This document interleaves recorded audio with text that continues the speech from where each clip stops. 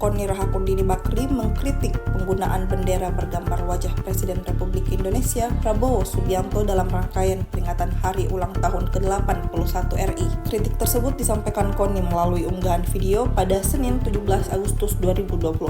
Ia mempertanyakan pengibaran bendera bergambar Prabowo oleh TNI di langit saat perayaan Hari Kemerdekaan. Menurut Koni, para prajurit TNI seharusnya lebih sensitif terhadap perasaan masyarakat. Ia menilai sosok Presiden Prabowo tidak semestinya terlalu ditonjolkan dalam perayaan HUT kemerdekaan. Koni menilai pengibaran bendera bergambar Prabowo tersebut terlalu berlebihan dan menunjukkan sikap narsis. Kendati begitu, Koni menyebut kritik tersebut merupakan kesan pribadinya. Ia berharap pandangannya mengenai penggunaan bendera bergambar Prabowo tersebut keliru.